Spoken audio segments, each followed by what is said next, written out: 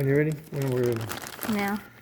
Anyhow, one of the tricks of the trade here is the new seal. A few hours in the deep freeze to make him shrink up a bit, to make him fit a bit better. Look at that. The springs out of the new seal and get out of the paddock. Out of the packet, I mean quality international case parts. Straight up. So yeah, the plan now is to put it in there the right way. Put it in the right way, which is this way, because the pressure comes from that side. There's the outside. But we don't want to put it in as far as it was.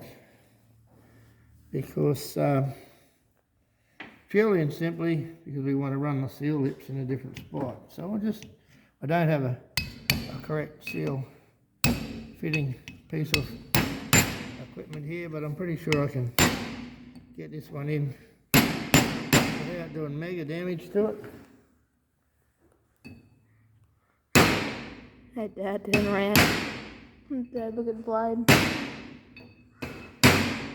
Thought you'd be videoing this like you're supposed to be.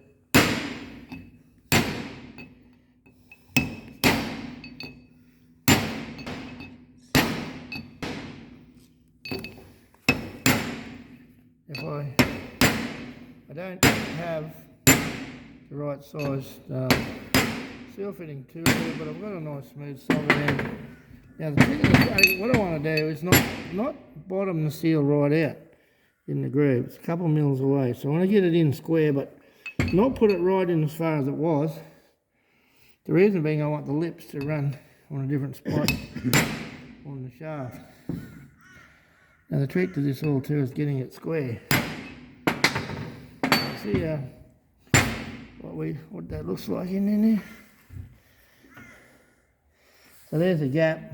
The seal should sit right down onto that mark there, but I want to run the seal lips in a different spot. So I'll leave the seal sit not quite as far in as it was, and try and keep it square as I can get it to stop it from wearing out prematurely.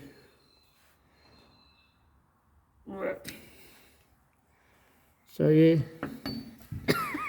might just have to, let's start there just a little bit more all the way around. Should do it.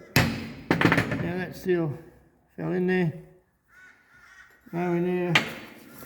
Looking like that one, whoever assembled that one didn't know the tricks of the trade, such as lube, obviously, or putting the seal in the freezer and shrinking it. But they give that a fair flogger when they put that one in. But as you can see, that one, with a little bit of careful installation, remains undamaged. Right. And so you can also, if you hold it straight, Dad, like just sit it there. So you can see where the axles fell out, because you can see the big lip of the seal. Axles moved over there, but it doesn't really affect the performance of the seal at all.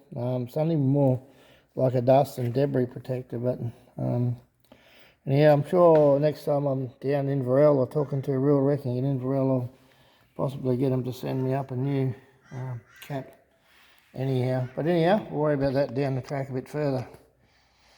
I don't know how the seal's going to go. That axle's a bit damaged. Probably should have a speedy sleeve on it, but we'll give it a run for a while. And if the seal starts leaking prematurely, I'll grab a new cup when I put a speedy sleeve on the axle. So here's our new O-ring to seal that all.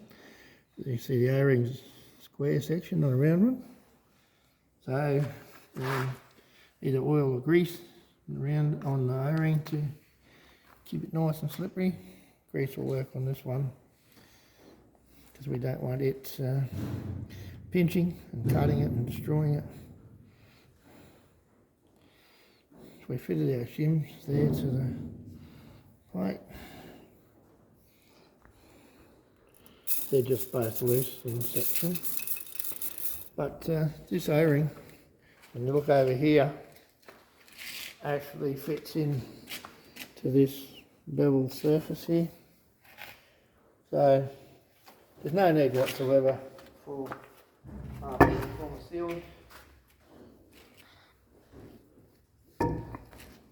No need whatsoever for any form of sealant on those shims like before with the O-ring in place. Or the square ring, I don't know what you call it, square O-ring, but anyhow, square O-ring. Righto. Get out of light a bit more. Very important when fitting these square section O-rings that they're not pinched, that they're not spun either, that they're flat and square and don't have a twist in them.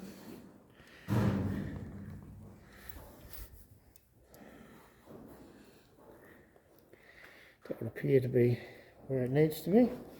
There's no twist in it. Other tricks to try that you need to know is these wheel bearings here.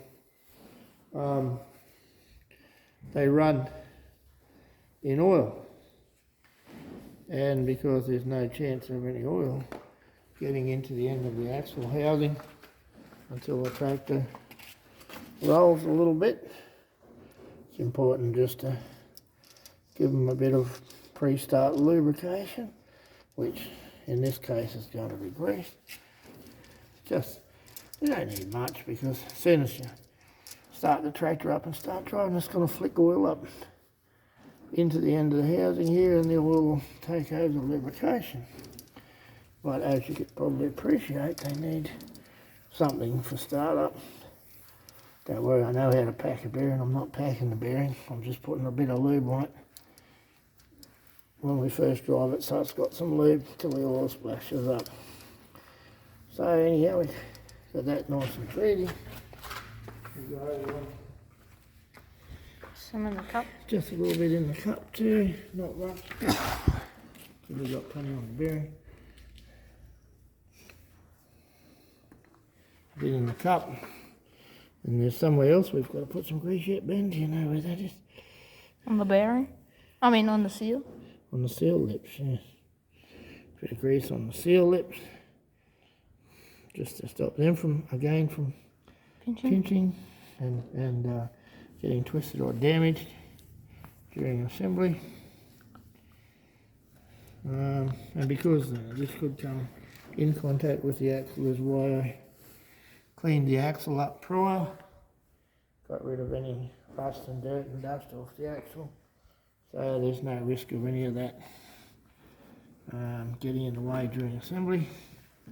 And now just a little bit of grease on all of these bolts. Seen they go into blind holes. They're not going to, a bit of grease on them is certainly not going to hurt. But as prior to that, I don't know why they needed elastic on them, especially going into blind holes. Anyhow, if you don't know what a blind hole is, it means the hole goes into the housing here and it doesn't go through. So no oil can leak through, because that hole, yeah, it's just a blind hole. It's just a hole. Doesn't go through anywhere, so no oil can get to the thread and no oil can come out the blind hole.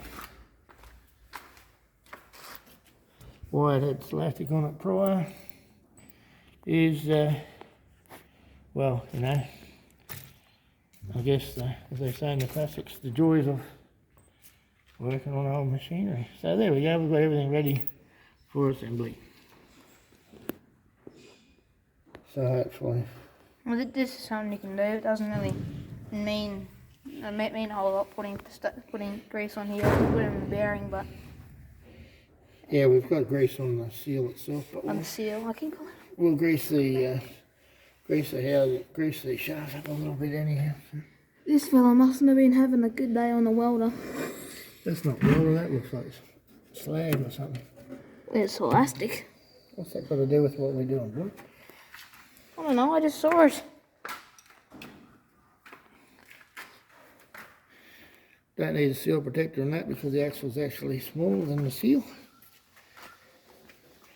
There's a bit of a lip up there. So this is the fun part. Lifting up the axle, getting everything started there. So we can possibly do what we need to do now with the bolts.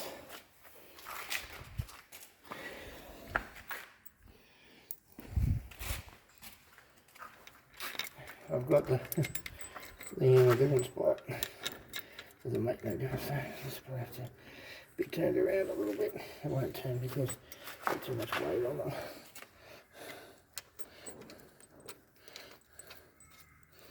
See, bolt started there.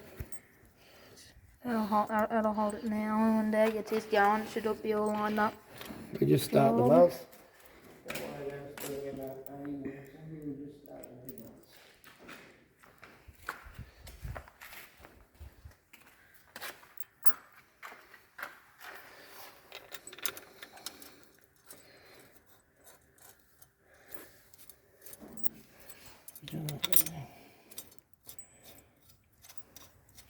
Yeah, these bolts are 9/16s too.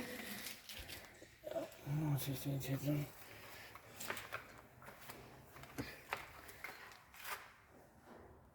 See, that's where the axle just went bloop. Where it was before, I think up there like that was where it would have been. Where it was before, it was like around here or somewhere. So Yeah, it was one turn around, so that's what happened. When the tractor fell down, and the wheel would have went back and it would have pushed up, but it's down there now. It's not going to make no difference, really. It's not the be all and end all of life, but anyway, we can do something with it if we have to. Just go. So cross patterns on these. Yeah, no, I just want to try and screw them in even for a bit until we get them set, and then we'll do the cross. They do fit the bearing couple on.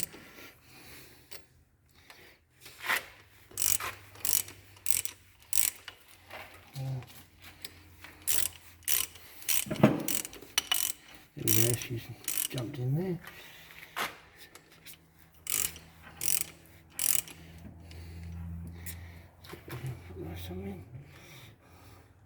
Okay, well, we have to do these two, then the front axles now, and we'll, after we get this done, we'll put the wheels probably back on, because these two leak the worst, even though them ones do leak pretty bad.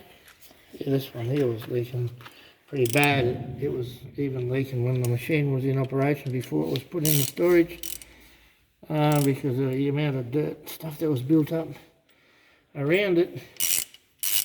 Really indicated that it was leaking before it was put into storage. So Alright, yeah, well, we'll just got a little bit of a nip on these, and then we'll do a bit of a star pattern on them to tighten them up. So I'll go there. Bit of a farmer's torque setting here. Tighten her up till she strips and back her off one flat. tighten it up until it strips. Yeah. Okay, thanks for watching. We'll probably have more video. We'll probably have a video on them front ones. Many years of dealing with this stuff, you sort of get the feel of torque, desired and required torque settings, different sort of parts.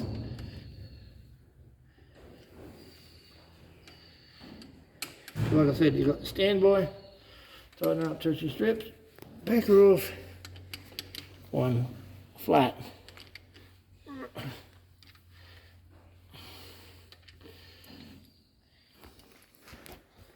Oh, run. So anyway, that should be rear axle done. Now just a bit of a clean up, get any grease off of that axle, and a quick paint to stop it going, getting any surface rust on it.